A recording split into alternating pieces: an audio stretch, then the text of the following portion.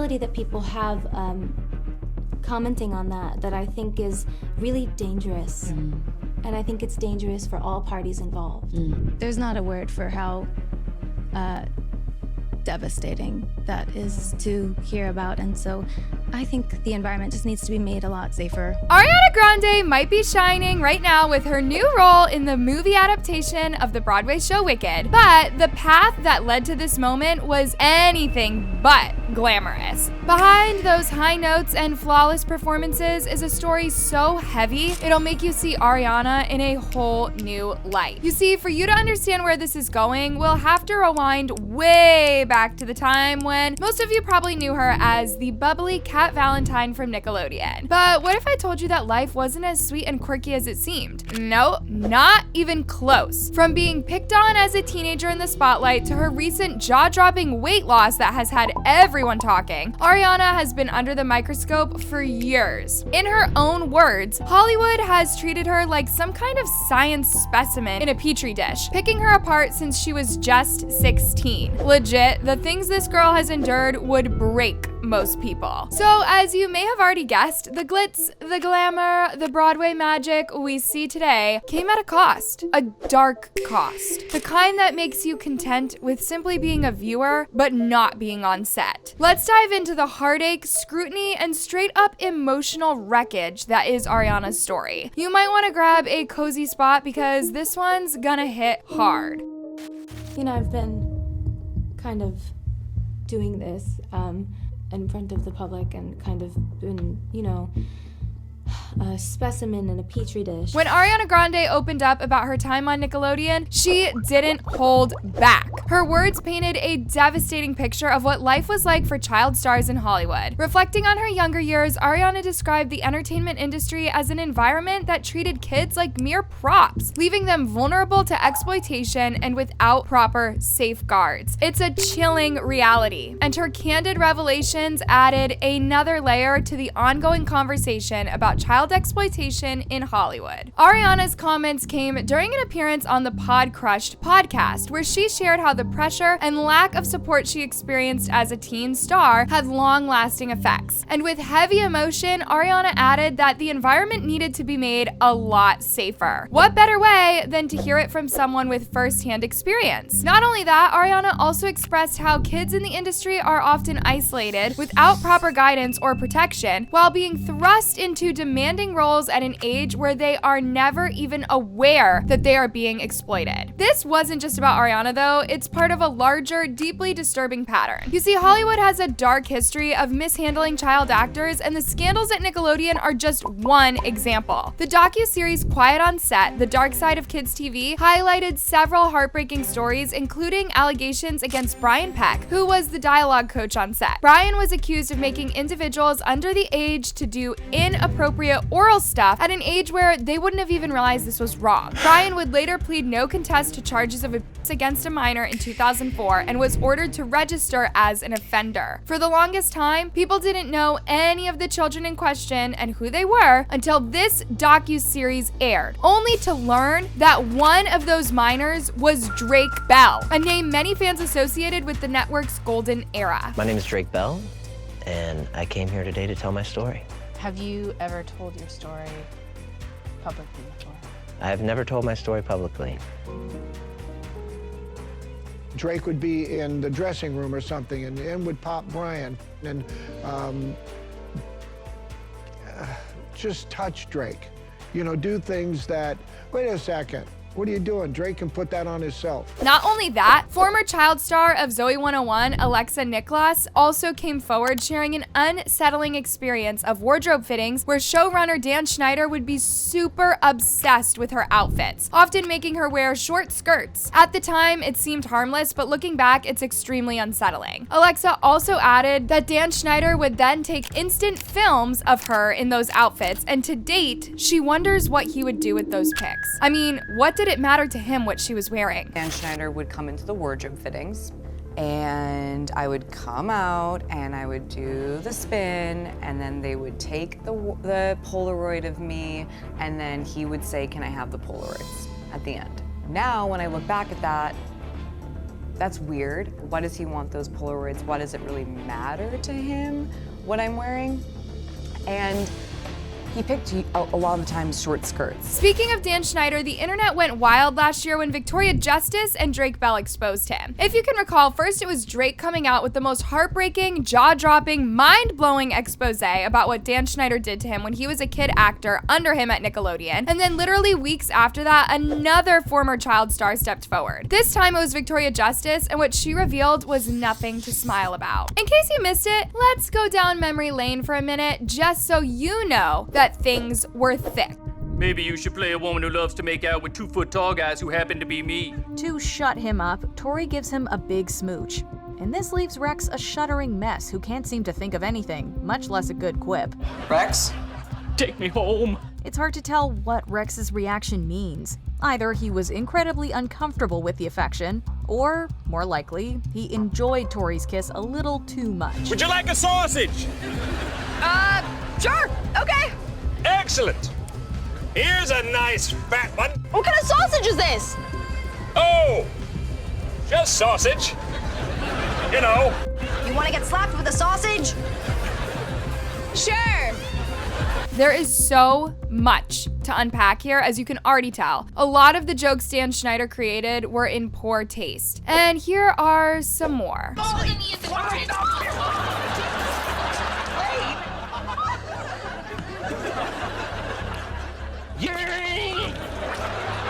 You in college yet? Bye. 2 large coconuts. Those are good ones. Oh my God, no, no, no! Wow. Never heard that from a girl before. Are those Pagelli Huchos? Uh-huh. I've seen them on TV. I have 142 more at home. Oh, yeah? Then give us those. What? You want our Pagelli Huchos? What are we gonna do? Well, we could stay back here and snoodle. Gross. Hello, St. John. Oh my god, this is exactly how I dreamed it would happen. Come on. Let's just go. It'll be fun. No. Why not?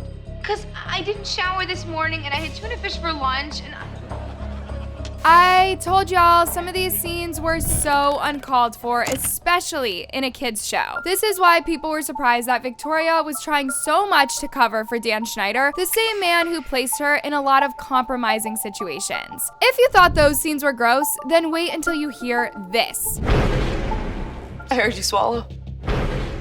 Here comes that feeling. That is a quality foot. That is so not tight. Sometimes I do it to myself.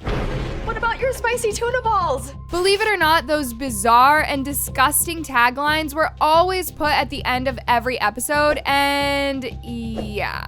You tell me if this was appropriate for a kid's show. Even Ariana's own moments on Sam and Cat raised questions. The docuseries featured clips of her performing bizarre skits that, in hindsight, seemed wildly inappropriate. Scenes of a young Ariana attempting to extract juice from a potato, putting her toes in her mouth, or drenching herself in water were passed off as quirky humor. But now, watching them as an adult, Ariana admitted that it was so inappropriate, saying she would never let such things happen to her daughter. Now looking back on some of the clips, I'm like, that's...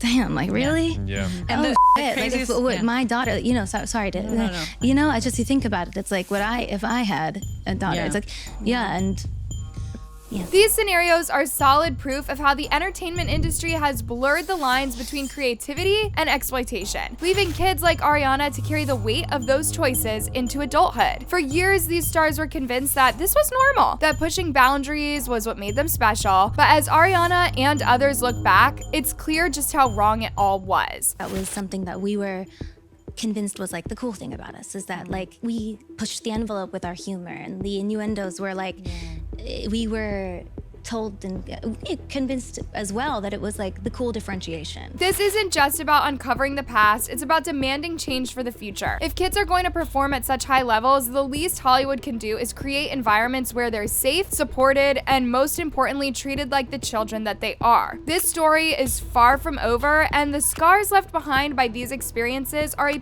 painful reminder that this conversation has to be had. Moving on to the next part of this bizarre story. The deeper you dive into Ariana Grande's experiences as a child star, the darker and more unsettling the picture becomes. What's most chilling is how many adults were complicit, either actively or passively, in enabling the questionable practices that shaped her early career. Reflecting on her time at Nickelodeon, Ariana pointed out a troubling reality. These decisions were not made in isolation. The craziest part of that is how many people had to approve it, she said. So many adults approved that. There's no spirit of responsibility towards children. It's all about a financial bottom line. So many adults. So many 45 adults at No, least. so many adults approved that. So it's like there's no spirit of responsibility towards children. Right. This hits hard because it shows how the industry repeatedly failed to put kids' well-being first. Scripts, skits, and wardrobe choices went through layers of approval by adults, and yet highly inappropriate content is still made to air. Even more disturbingly, Ariana disclosed that content deemed too much for television didn't simply disappear. It found its way onto digital platforms tied to the network. She said the things that weren't approved for the network were snuck onto our website, or whatever it was. So just to be clear, there was content that those adults found over the top, but still had them scripted and gave them to the kids to act out. Ugh. While Ariana herself has never made any direct allegations against anyone, it was a big deal that she addressed this because at the time, most of these stars were outing Nickelodeon and other shows, and people became concerned that Ari was silent, especially at a time when her voice was desperately needed. Her comments shed light on how the system operated, often sidelining parents and guardians who could have acted as a shield for these innocent kids. For some twisted reason, the parents weren't always allowed on set. They could come through, run through sometimes, but that was it, which doesn't make any sense unless you're planning something nasty. And now we know. This policy, though it may have seemed harmless at first, left kids to handle a complicated and often harmful environment without their family's support. I mean, clearly, no one had their best interests at heart. And do you know what's worse? These conversations are always had when it is literally too late. Like in Ariana's case, for instance, she admitted that these restrictions on parental involvement were something she and her mother have only started talking about in recent conversations. My mom and I have been talking a lot about this recently. It's like an awakening, she said. Neither would I want my children to be in an environment like that, nor does my mother. In retrospect, I think she should have been there. In case you're wondering why it was important to dig into Ari's past, or basically that of now grown former Nickelodeon babies, let me explain. The fact is, the impact of this industry culture doesn't just end when the cameras stop rolling. It bleeds into family relationships, personal growth, and the mental health of those involved, all the way into their adulthood. Ariana talked about reprocessing her childhood, saying that the stories from other former child stars have made her see her own memories in a new light. According to her, even though she wasn't directly targeted, like others whose experiences were also physical, she acknowledged their stories and confirmed that for sure, gross stuff happened and maybe still are happening to the kids behind the scenes. However, guys, all of this would just be empty chatter if giants like Nickelodeon and Disney didn't step up and take responsibility. Sure, they should have known better from the start, but let's dive into how Nickelodeon reacted when their skeletons finally tumbled out of the closet. Nickelodeon, for its part, has tried to address the storm of allegations that emerged following the release of the docuseries Quiet on Set: The Dark Side of Kids TV. The network issued a carefully worded statement claiming to prioritize the well-being and best interests of children while committing to investigating all formal complaints. However, their statement also emphasized that they couldn't confirm or deny these claims that went down years ago. Ariana Grande and the others literally deserve an apology. In fact, the apology is so long overdue because no one, much less a kid, should be anywhere near such ill-intentioned adults. But if you asked me, there's no better apology than to do better. We cannot corroborate or negate allegations of behaviors from production decades ago. Nickelodeon, as a matter of policy, investigates all formal complaints as a part of our commitment to fostering a safe and professional workplace environment free of harassment or other kids of inappropriate conduct. In simple terms, Nickelodeon said they couldn't help with what went down on set years ago because they were never there for these kids, but assumed that the adults in charge were decent humans. And this right here, guys, these are the loopholes sketchy producers use to do the nasty stuff that they do. These companies don't care. All they need is results because to them, money tops everything, including abuse. Nickelodeon's statement was a response that felt insufficient to many. Ariana herself has called for sweeping changes to protect young performers, advocating for childminders and compulsory wellness checks like having therapists on set and unrestricted parental access. She said if kids are going to be acting, there should be therapists and parents, and they should be allowed to be wherever they want to be. Her comments also highlight a cultural shift in how the entertainment industry handles these issues. We are used to this behavior being normalized, but it's changing, and that's a really nice place to see the world, where we are standing together and saying, this is unacceptable. These stories highlight a consistent failure to treat child actors as children first. Instead, they are often viewed as commodities, valuable assets in a billion-dollar industry where the bottom line trumped everything else. The big question is there really a cultural shift happening to protect kids on set? Some people think so, and others are skeptical. And then there's a group sitting on the fence. They argue that if Nickelodeon and other networks truly cared about protecting kids, they would have done it from the start, not after being exposed. And if they didn't care back then, why would they start now? Many believe that this is just PR and nobody's buying it. Sure, there are contracts in place, but the reality is kids still face intense pressure from all sides to over-deliver. Maybe it's time we face the harsh truth. Being a child star often means sacrificing your childhood to make money. What's clear from Ariana's reflections is that the industry's rules need to change. Maybe some have, but we can't completely claim that things are perfect. It's not enough for networks to issue statements after the fact. Concrete steps like zero tolerance for inappropriate behavior must become standard practice. The conversation isn't just about reflecting on failures of the past, it's about building a safer future. For Ariana and others, sharing their experiences is a part of that process. That's it, loves. Thank you so much for watching. Now, I want to hear your thoughts. How do you think Ariana's childhood on Nickelodeon shaped who she is today? Drop your take in the comments because this is a convo we need to have. And if you missed the video where we broke down Nickelodeon's dark secrets, trust me, you don't want to skip it. The details are beyond disgusting, and it gives you the full picture of what's really been going on. Go check it out. You'll be shook. Catch you in the next one.